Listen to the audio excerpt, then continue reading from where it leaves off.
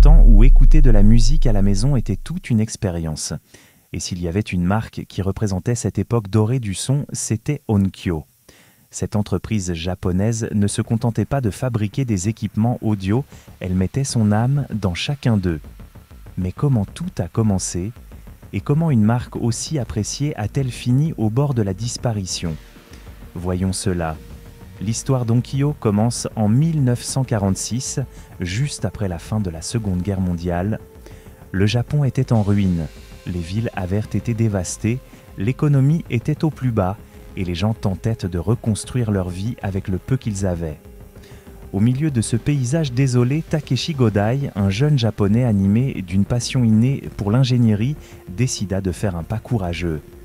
Il venait d'une famille très modeste qui réparait des vélos.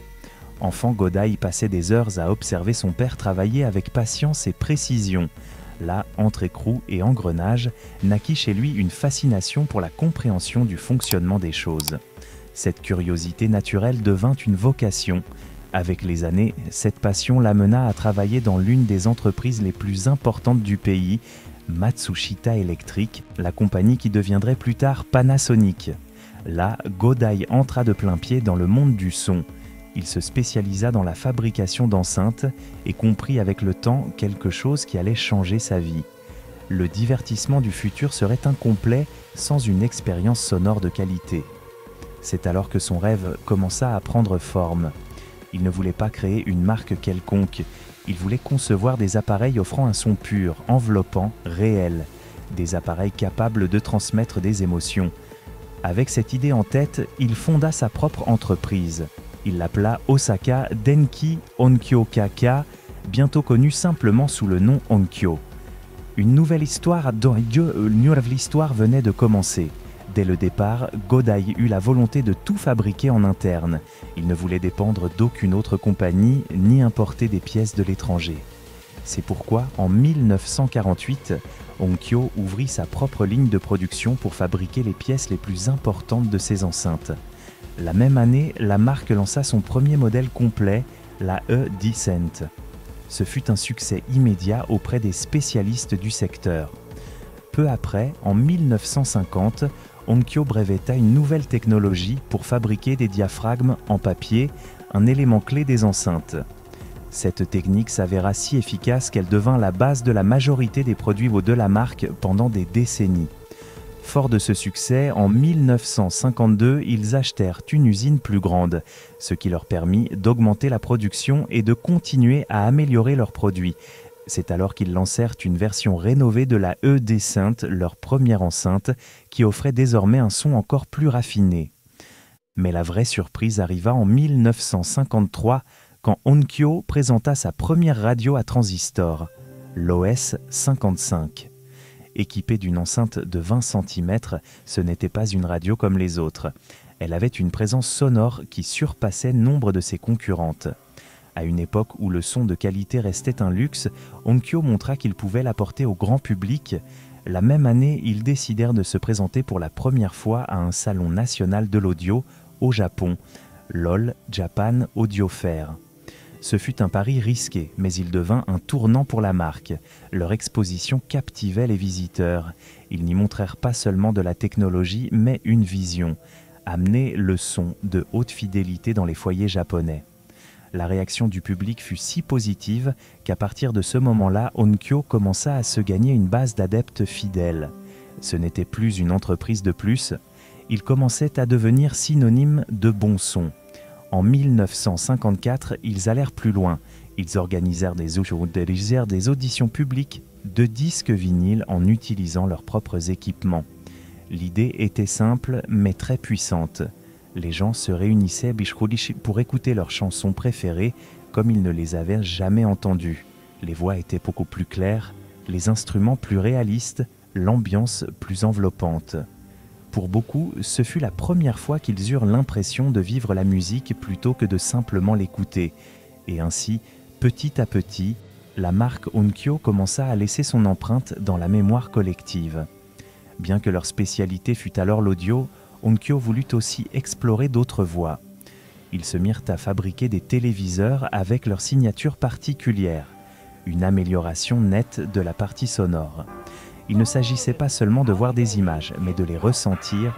Regarder un film ou une émission sur ses premiers téléviseurs Onkyo devenait quelque chose de différent, plus proche, plus immersif, plus complet. En parallèle, ils développèrent des enceintes plus avancées, comme les modèles coaxiaux, où les graves et les aigus sortaient du même point, et d'autres avec des technologies maison améliorant la clarté du son. Ils fabriquèrent même un énorme système d'enceintes pour concerts, pensé pour reproduire la musique live avec fidélité. En 1957, ils lancèrent une collaboration avec Toshiba. Ensemble, ils ouvrirent une usine à Osaka pour produire des téléviseurs réunissant la technologie des deux marques. L'année suivante, Onkyo lança son premier système de son modulaire, un ensemble comprenant amplificateur, platine vinyle et enceinte. C'était le début de la personnalisation. L'utilisateur pouvait choisir les pièces qu'il voulait et composer son propre ensemble. Mais le meilleur restait à venir. En 1959, Onkyo revint au Salon national de l'audio avec une démonstration spectaculaire. Ils montèrent un mur de son avec plus de 250 enceintes du modèle 8 CXA1. Un déploiement impressionnant qui laissa tout le monde sans voix. Au début des années 60, l'entreprise continua de croître. Elle ouvrit davantage d'usines, déménagea dans un nouveau siège et alla même sur le marché du matériel médical en lançant des produits comme un phonocardiogramme qui tirait parti de leur technologie de reproduction audio de haute fidélité pour capter les sons cardiaques avec précision. En 1965, ils misèrent sur des enceintes compactes pour la maison, celles qu'on pouvait poser sur une étagère sans perdre en qualité sonore. La série HS, en particulier le modèle HS 301, fut un grand succès. Ce même élan conduisit au lancement du ST55, une chaîne compacte tout en un qui combinait dans un seul appareil un amplificateur, une platine vinyle et des enceintes intégrées. Pour l'époque, c'était une avancée énorme, compacte, pratique, sans câbles inutiles et avec une qualité sonore qui surprenait quiconque l'écoutait pour la première fois. Pas besoin d'être expert pour en profiter. On allumait l'appareil, on posait son disque préféré et la musique remplissait tout l'espace. Ce fut l'un des produits les plus populaires d'Onkyo, surtout auprès des jeunes qui cherchaient leur premier vrai système musical sans complications. En 1967, Onkyo surprit de nouveau avec un pari plus ambitieux, ses premières enceintes 3 voix, les E83A. Équipées d'un puissant haut-parleur de grave de 30 cm, ces enceintes offraient une profondeur et une richesse sonore qu'on n'entendait pas tous les jours. Le public et les experts furent impressionnés, à tel point que l'année suivante, le prestigieux magazine japonais Stereo Sound les choisit comme l'un des meilleurs produits de l'année. Ce n'était pas seulement pour leur puissance, mais pour l'équilibre et la netteté sur toute la plage de fréquences. Un son qui émouvait. Ce succès marqua la naissance d'une nouvelle ligne, la série Scepter. Avec elle, Onkyo voulait pousser encore plus loin son concept de fidélité sonore. L'un des composants les plus remarquables fut le HM500A, un transducteur spécialisé dans les fréquences les plus hautes, conçu pour offrir des aigus brillants et nets sans aucune distorsion. Tout cela fut ensuite intégré dans le système MC 2200, présenté en 1968. Ce système comportait un amplificateur 4 canaux et de grandes enceintes, pensé pour créer une expérience enveloppante à la maison, à une époque où cette idée relevait encore presque de la science-fiction. Mais Onkyo l'a rendue réelle. Et le public a suivi. Le son à la maison ne serait plus jamais le même. Mais le plus grand changement arriva en 1969. Cette année-là, Onkyo créa une nouvelle division appelée Integra, axée sur des équipements haut de gamme pour les utilisateurs les plus exigeants. Le premier modèle fut l'amplificateur 725 au design élégant et minimaliste. Il avait un capot qui cachait toutes les connexions et une façade en aluminium qui inspirait la solidité. La pièce maîtresse était son préamplificateur intégré, offrant des performances supérieures à tout autre modèle japonais de l'époque. La même année, ils lancèrent aussi le casque H01A, capable de reproduire une large plage de fréquences, quelque chose qu'offraient jusque-là seulement les meilleures enceintes de bibliothèque, C'était une autre preuve de la volonté d'Onkyo d'apporter le meilleur son possible à tous les formats. Toujours en 1969, Onkyo présenta un nouveau modèle d'enceinte de grande taille, la Scepter 120. C'était un système 4 voix conçu avec des composants très précis et une structure interne complexe. Il intégrait un énorme haut-parleur principal pour les graves, un pavillon dédié aux médiums et aux aigus, ainsi que des éléments spéciaux pour affiner encore le résultat final. Le tout pensé pour offrir une expérience sonore enveloppante, de celle qui donne l'impression d'avoir l'orchestre devant soi sans quitter son salon. Au début des années 70, Onkyo paria sur une technologie émergente, le son quadraphonique. Il s'agissait de disposer de 4 canaux audio au lieu des 2 habituels, ce qui permettait de créer une sensation d'espace beaucoup plus réaliste. Le modèle X en fut l'un de ses grands paris dans ce domaine. Il arrivait avec 2 paires d'enceintes, avant et arrière, un amplificateur spécial pour répartir le son entre elles et une platine vinyle compatible avec ce type de reproduction. Le résultat était un son surround qui te plongeait dans la musique. Pour de nombreux passionnés de l'époque, posséder un tel ensemble, c'était toucher au sommet du divertissement à domicile. En 1972, Onkyo adopta officiellement le nom Onkyo Corporation et ils ne tardèrent pas à frapper fort avec un appareil qui démontrait leur engagement envers l'excellence. L'amplificateur Integra 931. Il avait un design robuste et marquant avec de grandes grilles métalliques pour le garder bien ventilé et un transformateur indépendant qui aidait à délivrer un son plus propre. Cet appareil était si précis qu'il pouvait reproduire des sons si bas que l'oreille humaine ne les percevait pas directement, mais qu'on ressentait dans le corps et qui enrichissaient l'expérience d'écoute. En 1975, Onkyo fit un pas stratégique très important. Il ouvrit un nouveau bureau dans la ville de Neyagawa, dans la préfecture d'Osaka, renforçant ainsi sa base au Japon. Mais la même année, la marque franchit aussi les frontières. Elle établit des sièges en Allemagne et aux États-Unis, marquant le début de son expansion mondiale. Ces bureaux ne se limitaient pas à vendre des produits. Ils jouèrent un rôle clé pour adapter les appareils au goût et aux exigences des différents marchés. Car ce que recherchait un amateur de son à Tokyo n'était pas exactement la même chose qu'à Munich ou à New York. Onkyo l'avait compris et travailla pour offrir la meilleure expérience possible dans chaque coin du monde. En 1977, la marque revint innover avec force. Elle lança officiellement sa série Scepter, une ligne d'enceinte qui rompait avec tout ce qui avait précédé. Pour la première fois, les utilisateurs pouvaient concevoir leur propre système de son en choisissant parmi différents composants, en configurant chaque détail selon leurs préférences. Il ne s'agissait pas simplement d'acheter une paire d'enceintes, c'était construire une expérience sonore personnalisée. Onkyo publia un catalogue avec plus de 200 combinaisons possibles, ce qui stupéfia le public. C'était une approche révolutionnaire pour l'époque qui fit de la marque une référence pour les plus exigeants du son à domicile. Un an plus tard, en 1978, Onkyo ajouta un autre élément clé à cette évolution. Une enceinte conçue spécialement pour renforcer les graves, idéale pour ceux qui trouvaient que leur musique manquait de profondeur. Ce modèle, que l'on pourrait décrire comme un renfort de basse auto-amplifiée, offrait des performances impressionnantes. Son design permettait d'augmenter la puissance et la clarté dans les fréquences les plus basses sans compromettre le reste du spectre. À l'époque, cette technologie était totalement innovante et elle posa les bases de ce qu'on appelle aujourd'hui les systèmes de graves actifs. Onkyo, encore une fois, avait un coup d'avance. Au début des années 80, Onkyo poursuivit sa série d'innovations avec un nouvel ensemble de composants haut de gamme, le préamplificateur P 309 et l'amplificateur de puissance M 509. Entre eux, ils utilisaient un câblage spécial permettant de transmettre le signal plus rapidement et sans interférence.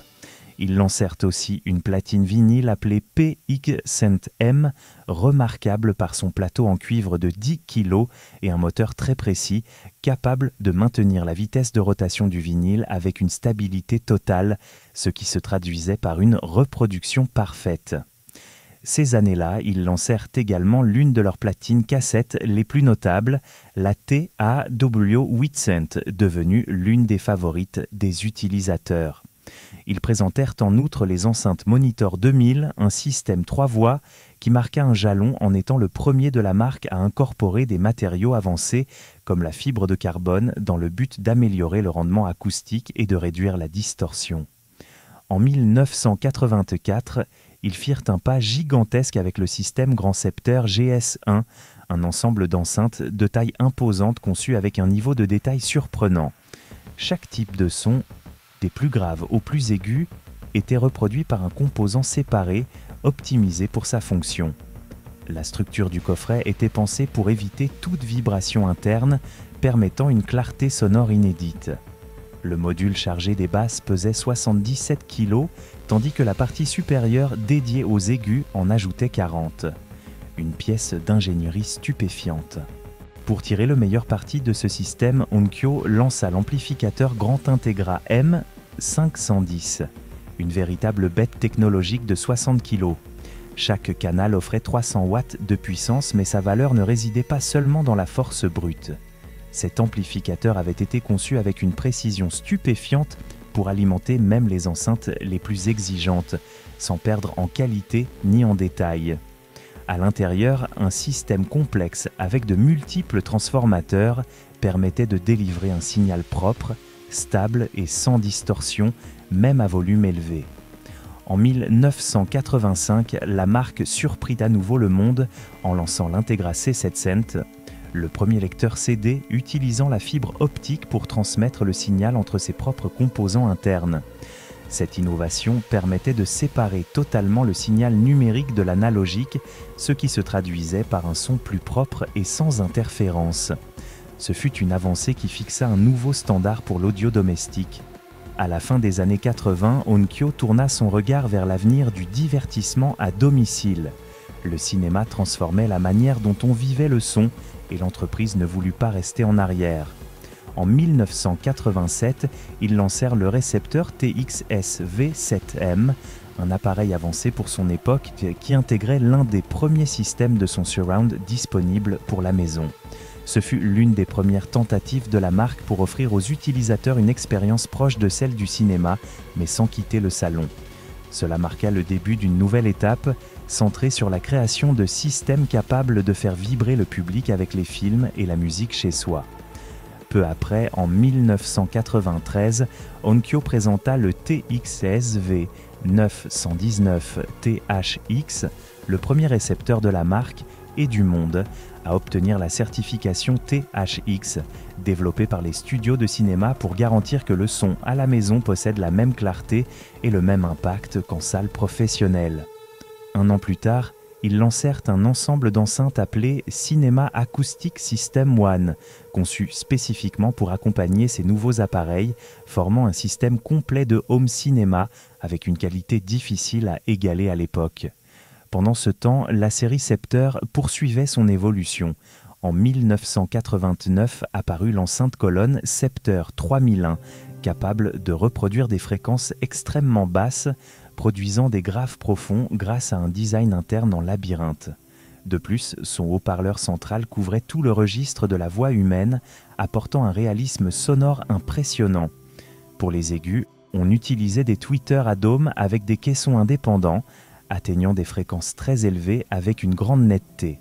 En 1990, ils lancèrent les Scepter 2002, des enceintes 2 voix, dotées d'un pavillon au dessin spécial, pour éviter la sonorité métallique typique d'autres systèmes similaires. Ils continuèrent également à développer des lecteurs CD, comme le DXC606, qui permettait de charger plusieurs disques à la fois et de les changer sans interrompre la musique. Cette fonctionnalité fut très appréciée des utilisateurs, car elle offrait de la commodité sans sacrifier la qualité. En parallèle, Onkyo lança une ligne appelée Quest, pensée pour ceux qui préféraient des designs plus simples et minimalistes, mais avec la qualité sonore habituelle. Au milieu des années 90, ils élargirent leur catalogue avec la série Intec 275, qui comprenait des récepteurs et d'autres composants compacts mais très complets. C'était idéal pour ceux qui voulaient un système puissant sans qu'il prenne trop de place. Peu après, apparut la série Intec 185, encore plus petite, qui qui offrait un lecteur de disques, radio, amplificateur, enceinte et même un enregistreur mini-disque. Un autre jalon important de ces années-là fut celui des récepteurs TXS-V 727 et TXS-V 525. Ces modèles furent les premiers à intégrer des processeurs spéciaux fabriqués par Motorola, améliorant nettement la qualité du son surround. En 1996, Onkyo franchit une nouvelle étape avec le modèle TXDS 939, le premier appareil du marché compatible avec le son surround 5.1 et capable de reproduire de l'audio numérique de haute qualité, spécialement pensé pour les films. 3 ans plus tard, ils présentèrent le TXDS 777, pionnier pour satisfaire une nouvelle norme de qualité pour les équipements de home cinéma de taille moyenne. Déjà dans les années 2000, Onkyo lança un système de home cinéma haut de gamme appelé Yerkgi Integra Research Ultimate Theater System, développé en collaboration avec des entreprises leaders du monde du son et du cinéma.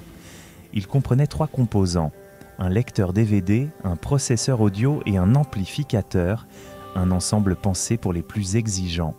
Ils ne s'arrêtèrent-ils pas là? Quelques mois plus tard, ils lancèrent le récepteur TXDS 989 qui améliorait encore l'expérience de home cinéma avec de nouveaux systèmes de son surround. Pour montrer toutes ces innovations, Onkyo construisit à Tokyo une salle de démonstration spéciale avec un écran géant de 150 pouces où les visiteurs pouvaient expérimenter en personne tout le potentiel de leurs appareils. À mesure qu'Internet commençait à changer la façon d'écouter la musique, Onkyo sut s'adapter. En 2001, ils commencèrent à vendre des produits en ligne et en 2003, ils présentèrent la série NetTune qui permettait de lire de la musique directement depuis le réseau. Cela fit de la marque l'une des pionnières de l'audio en streaming. En 2005, ils lancèrent de leur propre plateforme d'achat de musique en haute qualité et présentèrent aussi la sous-marque Bluo, pensée pour ceux qui utilisèrent l'ordinateur comme source principale de son, avec des cartes son et des enceintes spécifiques. Ces mêmes années, lorsque les iPods dominaient le marché, Onkyo présenta le DSA1, une base permettant de connecter ces appareils directement au système audio du foyer. En 2006, ils firent un autre pas important avec le système HDC7 qui offrait du son surround en configuration 7.1 et améliorait la qualité des fichiers numériques en nettoyant le son des interférences. Ils lancèrent également une série d'équipements musicaux plus petits qui devint un véritable succès, figurant parmi les produits les plus vendus de l'histoire de la marque. Entre 2005 et 2010, Onkyo resta concentré sur l'amélioration de l'expérience de home cinéma. Ils présentèrent plusieurs récepteurs compatibles avec les nouveaux formats audio permettant de profiter des films avec une qualité impressionnante. Certains modèles incluaient la connexion Internet et pouvaient lire de la musique directement depuis des plateformes en ligne, une fonction alors réservée aux marques les plus à la pointe. En 2010, ils lancèrent une série appelée Reference, pensée pour les audiophiles les plus exigeants. Elle comprenait l'amplificateur M5000R, le préamplificateur P3000R, le lecteur CD C7000R et l'amplificateur intégré à 9000R. Tous les composants étaient fabriqués avec des matériaux haut de gamme avec de gros transformateurs et des circuits de haute précision garantissant un son détaillé et puissant.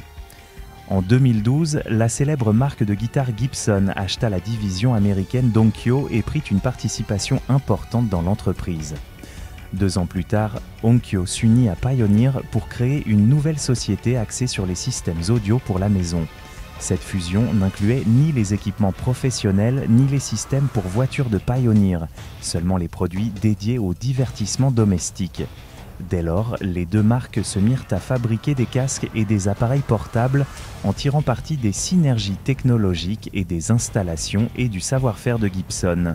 Ils développèrent également une application mobile appelée HF Player qui permettait d'écouter de la musique en haute qualité sans avoir besoin d'équipements coûteux. Parallèlement, ils lancèrent de nouveaux lecteurs portables comme le DPX1 et le DACHA300, offrant une expérience audio complète partout. Mais Onkyo ne délaissa pas ses produits classiques. En 2016, pour célébrer son 70e anniversaire, la marque voulut rendre hommage à son héritage avec une nouvelle ligne d'équipement de haute qualité. Ils présentèrent le récepteur stéréo RN855, le lecteur CD C-Sept 155 et les enceintes 1075, tous dotés d'un design sobre et élégant rappelant leurs plus belles années. Mais il ne s'agissait pas seulement de nostalgie, ils intégrèrent aussi une technologie moderne pour offrir une expérience sonore à la hauteur du moment. Ils lancèrent en outre les enceintes Scepter SC3, une version affinée de leur historique série Scepter. Elles incorporaient des matériaux innovants comme des fibres de cellulose extraites de pâte de bois et des tweeters en aluminium de très haute précision, pensés pour offrir un son clair, enveloppant et riche en nuances. Malgré tous ces efforts, l'entreprise commença à affronter des difficultés économiques. L'alliance avec Gibson et Pioneer fut en partie une façon de survivre au changement du marché.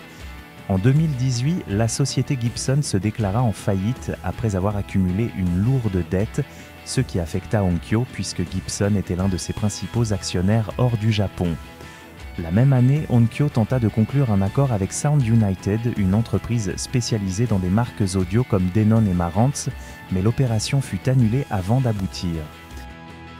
Durant cette période, la distribution en Europe resta entre les mains de tiers, tandis qu'Onkyo réduisit ses effectifs de 30% et réorganisa ses opérations en transférant toute son activité vers un nouveau bureau à Higashi-Osaka, au Japon.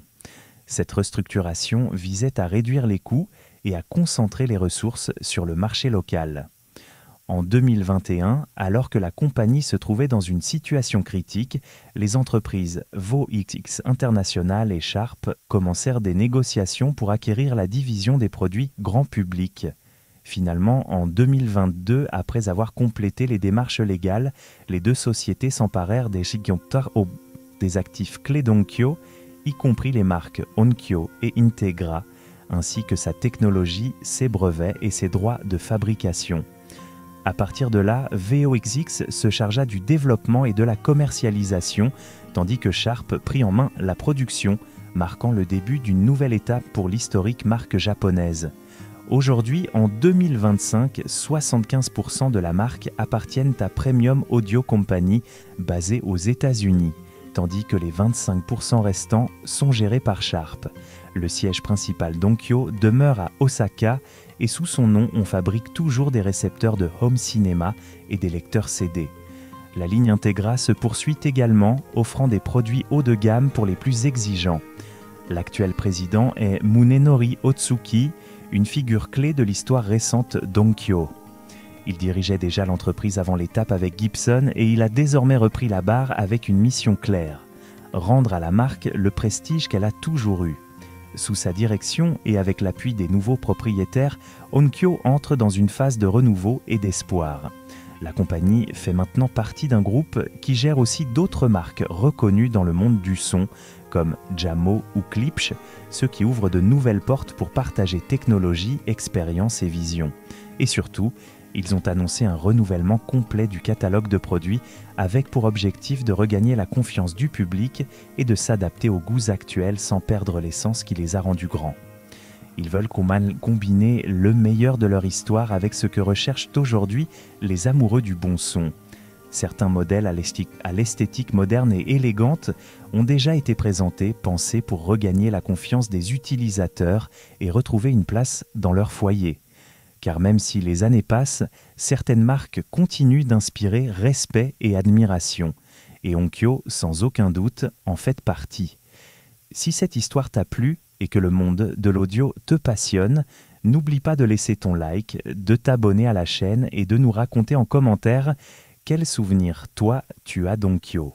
On sera ravis de te lire.